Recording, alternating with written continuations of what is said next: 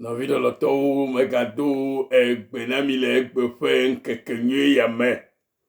Ye mexɔe se be wohã ne fɔ nyui le nɔƒe. Togovi lɔlɔtɔwo, miawoe egbe sia le ɖiɖi nua le gaƒoƒo ya me. Abe ale si ke mia katã mi nye ene.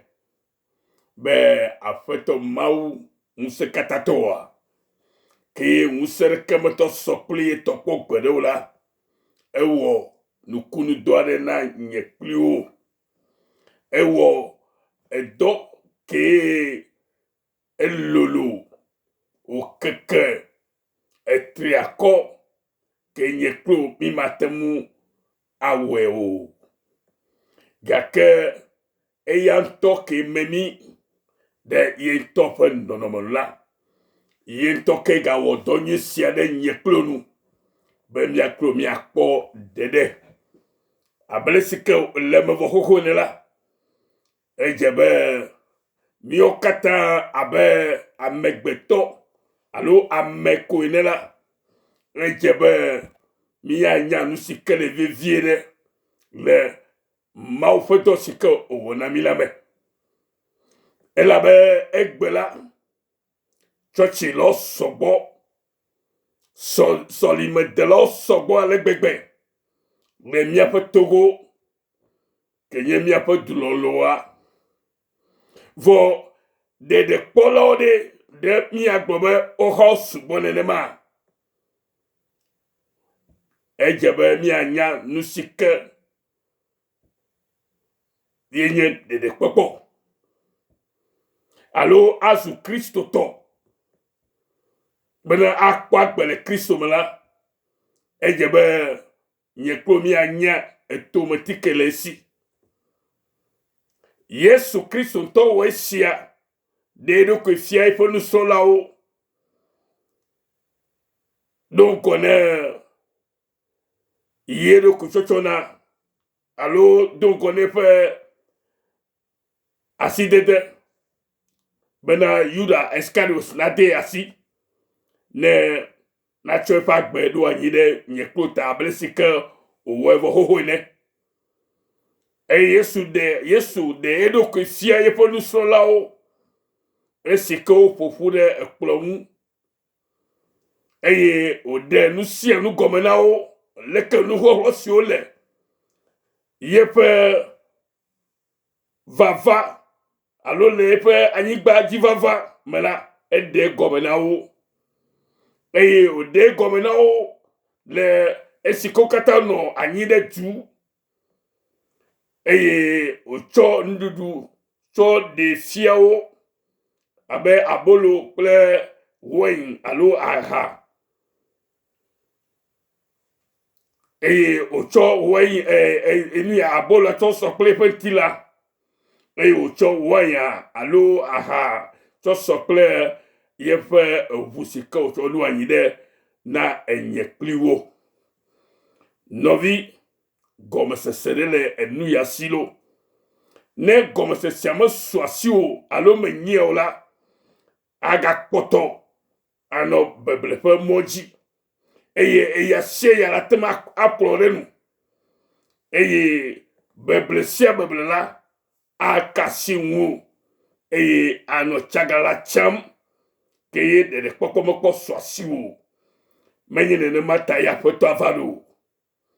Eya ta egbe la, afi miage ɖe ŋkuɖoɖo Yesu Kristo ƒe dɔ si ke wòwɔ na nye kpli wo me ƒe kekeawo ke wova ɖo la, mi ɖo ase nu ɖe gɔme kplikpaa alebe ne míele dzidzɔ kpɔm le ŋkekea dzi la, mienya be míele dzidzɔ kpɔ tso ememe, tso luʋɔ me, tso gbɔgbɔ me ado ɖe gota hena ye ŋutɔ ƒe ŋutikɔkɔe.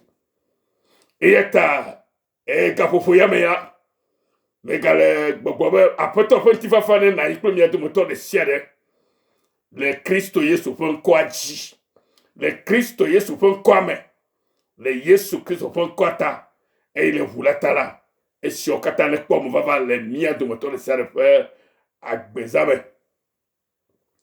Nɔvi lɔlɔtɔ enyanyui la me nyagãtɔ si ke edze be nye kplo mi anya. Nyanyui la me nyagãtɔ si ke dze be nye kplo mi anya. Elabena nye be medze si enyanyui la me be nyagãtɔ la ke wo Kristo nyenye la mekpɔ ɖo eteƒe haɖe o alo mekpɔ de blibo haɖe o. Ene be me de blibo la ke mekpɔ ɖeɖe haɖe o. Ke ɖeɖe kpɔkpɔ hã eme mekɔ na ŋutɔ haɖe kura o. Eya ta miayi ɖe gbɔgbɔ kɔkɔe aɖe gɔme na mi le gaƒoƒo ya me. Nyanyui la me nya gãtɔ. Nyanyui ƒe nya gãtɔ ke le eme la ye Mawu le ɖegbe fia mi le enya yawo me. Alléluia. Nyanyui la me nya gãtɔ ke ye dze be nye kplo mi anya be ɖeɖe kpɔkpɔ ke le eme la nate ma su asiwo. Nɔvi eya ta miayi ɖe Biblia me. Gbagbe miaxle Biblia miaxle Kɔrintetɔ ƒe agbalẽ evelia etame enyi kpukui amasi ɖeke. Afi ma miaxle bena elabena mienya mia Aƒetɔ Yesu Kristo ƒe amenuveve. Elabena nye kplo minya miaƒe Aƒetɔ Yesu Kristo ƒe amenuveve. Nya Kristo ƒe amenuvevea. Kristo ƒe amenuvevea yenye nyanyui la me ƒe nya gãtɔ. Ye gɔme nye bena ne etɔm nya Kristo ƒe amenuvevea ye se gɔmea eye exɔ amenuvevea aleke dze be la xɔe ɖoa eɖe fia be enya la nyanyui la me nya gãtɔa. Enya enyanyui la me ƒe nya gãtɔ ke le me. Biblia xexe na mi le Kɔrintotɔwo ƒe agbalẽ evelia me eta amenyi kpukui amasi ɖeke le xexe na mi bena elabena mienya mia Aƒetɔ Yesu Kristo ƒe amenuveve bena kesinɔtɔ nye le dziƒo.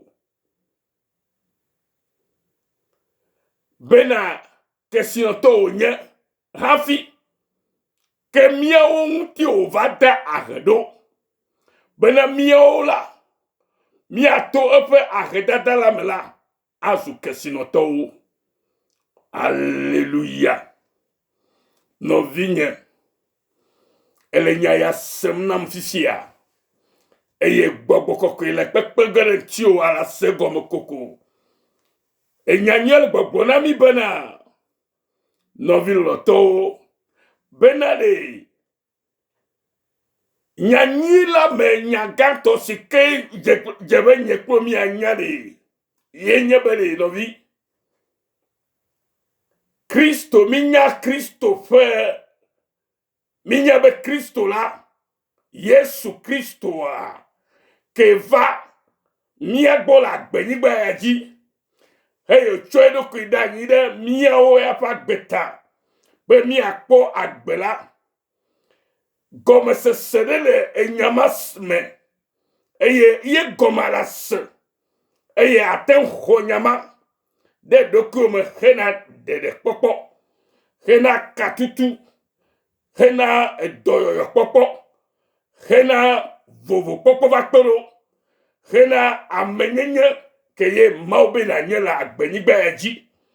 Esi ke ta wòwɔ da ɖe dzi ɖo eye menye ame ɖe gbɔ wòle la o ke bo eya ŋutɔ ke wɔ nye kpli la ye me yele na nye kpli be miate ŋu axɔ tso eya ma gbɔ.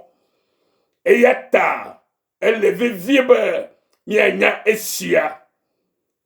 Elabena mienya miaƒe Aƒetɔ Yesu Kristo ƒe amenuvevea bena ɖe que sinoto nye le jifo hafi nuka taye bilore hafi o be miya o taye ye o divado bena mio kenya hetalo mio kenya nouveau lao mio ke yale kukuga mio ke yale chochoga mio ke yale gbegblege mia o ta o divado mio ke o da hele gbobome mio ke o da hele nu katame eye nu de kamale so somkurao nami elabe nouveau blabidare la mia o ta e Kristo cho eya kenye kesinotol kifola eva mia klo bobe ya tro mia fe agbe acho agbe yeye ya tro mia fe amenyenye hohoa acho ameyeye bubu na edokui le eya tome eya tanovinye o kele gbenye sefifia enyala le gbogbo na obali ele gbogbo na bibeli mido la sende comme la fia novinye sende comme la fia ele vevedao ye comme ye balko enyanyi la me pe nyakanto kelia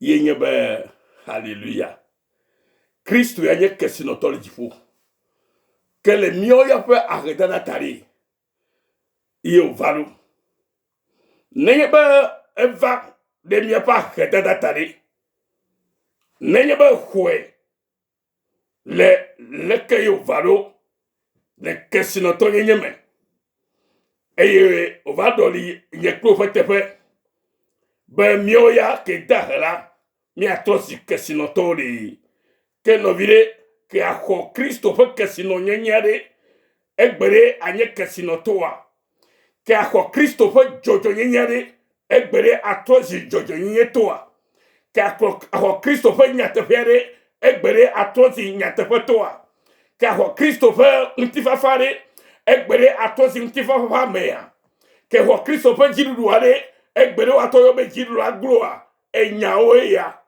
ke akho Kristo fe edoyo fe umengusiare egbere agbanye edole la ke ye dole le ye ma egbe o ma dagbele ti o ma ha enyaya o le vevere be mi anyaya no vi loloto le afeto Kristo me le egbe domna mi le khose gbogbo ko fe unse me beri mi asenu yogome Kristo nye kesinotoli jifo Kristo nye jojo nye toli jifo Kristo nye anukwalito le jifo e Kristo nye nukata la beye mohan nukata to vole mio ya pe arredadata le mio ya pe nouveau wota le mio pe gbegbeta le mio pe toleleta le mio pe veveseta le mio pe arredada mio pe kododo mia pe gbeglo mia pe nuchora mejiota de Kristo di va mi agbo maudo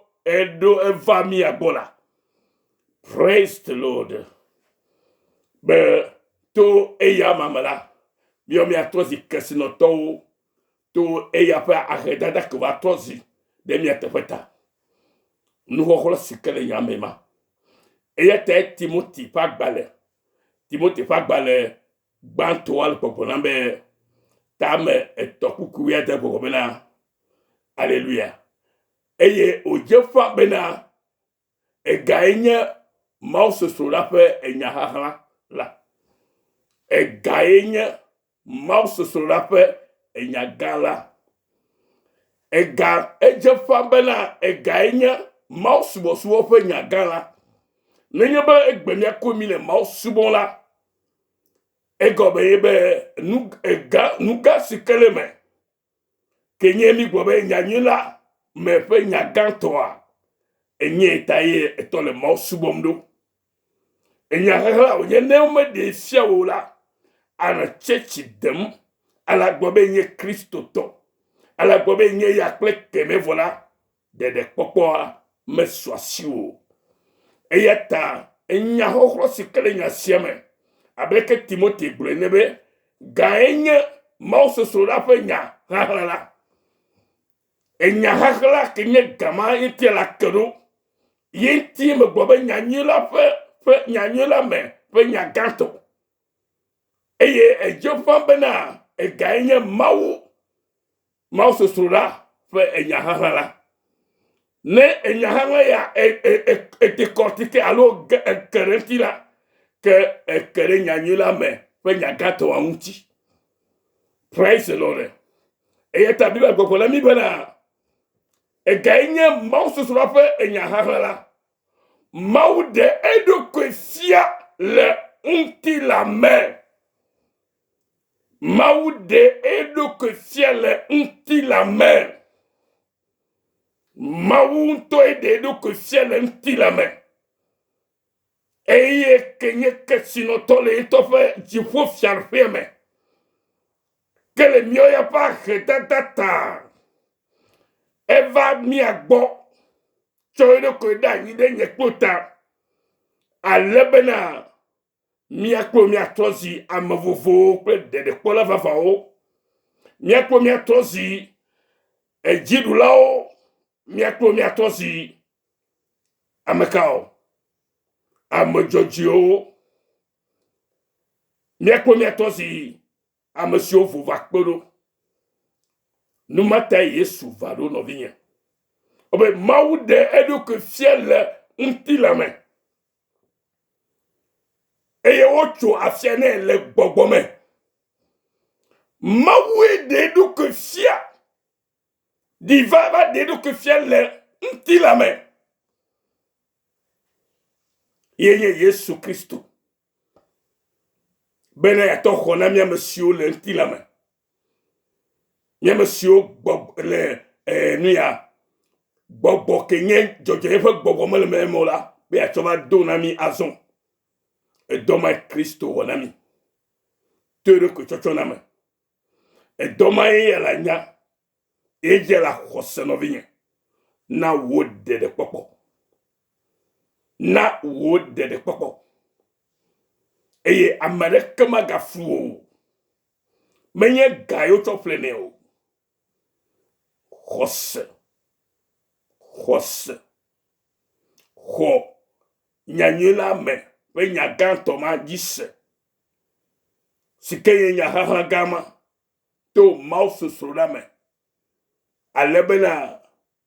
Wode de popola. Adeblibo. Me globe. Amesemle jojo fifi be pak alo ista alo. Enki toto vin kekeyamia okonumia o jesia yo. Menye nyamaye le vevere o. Poko bede. Enyagato kenye nyanyila me fe nyagato di ekerewa. Nyanyila me fe nyagato nyebe maude edu que fiel unti la me. Labe elabe na mienye be mia papeto Yesu Christo la amenuveve minye pa amenuveve ya bena kesinoto onye le jifo. Afi que mia unti ova da aredo. Edo la segomenema. Yesu. Alors mauke de do que fiel unti la mela. Mia unti ova da aredo. Que sinoto yenye la be yenye no kata wala. E ova do li mia tefe. Choido que da yine mieta. Le lolo gansi ke odona megbeto ke ito wore po no me unlata e. Yeda menye klo gbela. Wato yobime maufezio. No vinye le eyi yomela. Ejebe mi ado kunu sioji. Be eleve viebe mi anyabe na doka peto Yesu onamila. Enye doto khale sike nye enyanyila me pe nyagato. Sike jebe na nya. Na de pokona swasi oblibo. Elabe egbela amegero bakotola mo flumdemti. Mi va wo vosa. Vosa Yesu wo vosa de mi atavo. Na mede gbal toto no be va wo vosa kle gao. Ele blewe. E game ya cho wo nububu keye. Mele tepo. E ya gle agbedomo no. Vowe abe eva ma ogboy. Be ya wo domo nyo afi. No vien. Mi me kwa be me ga wo domo nyo. O Kristo to adola wo domo nyo. Vo adola nyanyela mepe nyagato sia na de popo na oluwo pe wonto agbo kata gbo eye afi nenye be ega na gbogbo kokola fonfono menya me la tere jobe vana 50 000 vana 100 000 vana 200 000 mau fo gbogbo kokwe a pon be wo chonu na me ya ne mau na wede mau fe lolo nula mau ayirawo vo egbela sika de poko menya mau fe nyina fe nyagato siaula mi na church koe e mi o ha me gobe ye pastor bo mi cho gava ne wa yira mi ko a nyacha mi cho gana vo mi me ko de ode menye gam ke mi nade ide de poko nagami o alu ene de poko mi o ke bom enyanyi la me fe nyagato fe si jeje fe nyanya ple fe ji kokosela ila na be akpode de le Yesu fon comme elle avait bible agoda mi le Matthieu va agbale et tabla voix diame ku ki bla vo nyame bena ma le bible mesia bena elle avait na esie nyenye evu si nye enubabla ye lato si oko de ani le amegedonti hena nouveau pe kekela Yesu Christ le boblo le Matthieu fa gba le tabla va de ku bla vo nyame beli ela bena esienye yento epo si nye enubabla ye enu ye wo le mia fa gbeme to epo fu kokora nyime enu ye wo le mia fa gbeme to enya kenye nyanyila me pe nya ganto sike nye ko mi nyame bena Kristo e diva sike mi nye be eya nye mau sike me yokla maluveve kenye kesino tole tifo afi kakegble ye pe nono mare yo diva mi agbo ben ya chomio ya chowo kesino to de eya do ketepe be ya chomio mi wo amajojo de eya do ketepe eyata ne yebe egbe ele pak dum alo ti jo pombe pak balalo Easter alo mtito vinkeke alo ni ya eya kwekemeola edola nya nugato sia kele vivire no vilo to Kristo va choye tofo vudo ani si nye enubabla ye ya fe to bena ya womi ameye yo segome me ganya me koko ne nyebe enya nyanyila me pe nya gato yawo no vinye mawo ne yirawo mawo de edo ke fiale ntila me ocho afiane le gbogbo me edo ke fia mawo do lawo o de gbefe le trosubo lawo do me ha oho ejise le hehe katame oho eyide ji le nti kokweme ega toide jifo le nti kokweme esi wodonye siavo ewodo siare tao ewodo siare tanya ewodo siare hikam katata hoye pe nyanye sia kenye nyanye la me pe nyagato sia bena kre toye ba de do kofia to nti la me bena miaha abenti la me no lo le angba yila natoma khomia pa nouveau natom khomia pa redagbo agbaoda de natom chomia epo vukokuya aklomianti eya ewo yemi le kudum le gapopo ya me eya ta don kuji nenema to ememe menye le ntila nu ke le gbogbonu na wo vuvu popo na Kristo tonye vavato bena na wonu atokoma po konti eya be mau ke dongbe e me darajiola kenye mtepola jojo nyetola na wo ha jojo nyeto ple nutepola na nukoritola ple amesike gbulanya jojo ke me dale fe enfofu mo o eyata novinya abe Kristo to ke minyenea ejeme mi anyebe obo cho evu achoko to do anyi kenye babla ye ya fe evu ne amegede o fe unti bena nouveau fe keke Yesu va chomia po nouveau kemitae yela jijo le mia jomdo le gapopo yame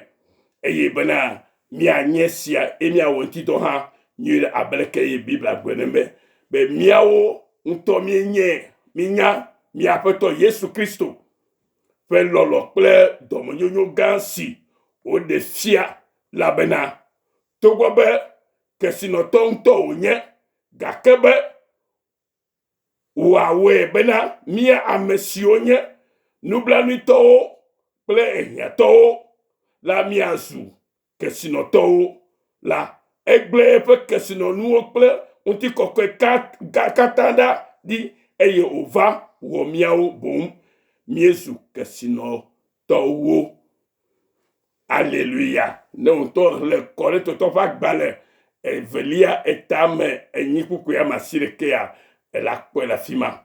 Naxlẽ Timote ƒe agbalẽ gbãtɔ etametɔ kuku 10 alakpɔ le sike ye Mawu ɖe eɖokui fia le eŋuti la me ɖo eye nye nyagã xɔxlɔa nyagã sike nye nyanyui la me ƒe nyagãtɔ ke nye nyaxɔxlɔ ke ye Mawu ɖe fia mi eye azɔ la edze ƒã bena gã enye Mawu sosroɖa ƒe nyaxaxlãma sike nye kplo mi dzesi azɔ eye míatɔ subɔ Mawu le nyateƒe kple gbɔgbɔ me azɔ elabe gbɔgbɔ wònye eye Biblia gblɔ bena esi elabena esiae nye esiae nye Alléluia elabena esiae nye nye ʋu si nye nubabla yeye la tɔ si wokɔ ɖe anyi le ame geɖewo ŋuti bena ɖe nuvɔ keke la ta. Wokɔe ɖe anyi ɖe mía ame geɖewo katã ta be ame sia ame si ke xɔe dzi se la akpɔ xɔxɔ le Kristo gbɔ. Mawu ne yra wo, enɔ kpli wo, ne dɔ wo na wo, ne na be nàtrɔ zi ame yeye to eƒe ʋu la me. Ye wɔnɛ, menye ame ɖeke wɔnɛ o. Yesu wɔnɛ, Yesu wɔnɛ, Yesu wɔnɛ. Eyae wɔe na mi, eyae la wɔe na wo hã le eƒe dɔmenyo kple eƒe lɔlɔ kple eƒe amenuve gã la me. Xɔe se ko, wo ŋuti la fa, akpɔ gbɔdzɔe, akpɔ dɔyɔyɔ, akpɔ blibodede. Bena be ame ɖe ne gaflu o, Mawue nye Mawu eye menye ame ɖe gbɔ ava xɔe le o. Xɔe le tso dzi blibo me le xɔse blibo me la eye na wo ɖeɖekpɔkpɔ be nàtrɔ zi Mawuvi efematutɔe amenuve ƒe nanae. Menye wò agbagba dzedze yi o, menye agbagba nyidzedze yi o, menye ega wònana le tsɔtsi o, vɔ edze be woana gafã na Mawu ƒe dɔwɔwɔ vɔ nàkpɔ gbɔ nyuie be ile wɔm kple Mawu ƒe ɖoɖo ile agbe nɔm ɖe Kristo ƒe amenyenyea nu ile wɔm bena emia alo ɖusi ile tsɔ wɔe la emia megbanya o vɔ ne ile wɔm be yeado eɖokui ɖe dzi la woatsɔ onumatɔŋgbe atsɔ gblem le ŋutiwo ke. Eya ta nɔvinye nɔ ŋudzɔ le Kristo me. Mawu ne yra wo, ne yra míawo katã bena saison ya ke mi le la enye saison nyui ɖe na mi. Nu siwo bu ɖo mi ƒe geɖe la nasu mía si azɔ le Kristo Yesu ƒe ŋkɔ me. Woyra wo kaka lo ke miagblɔ be eyi sa ɖe mia nɔvi Yesu yiwo woyra Mawu lolo avɔadziɖula le Kristo Yesu me tso True Forgiveness Mission Australia na togoviwo katã le Yesu ƒe ŋkɔa dzi. Amen. Ke miagblɔ be miagadogo sa ɖe ya lo. Bye bye.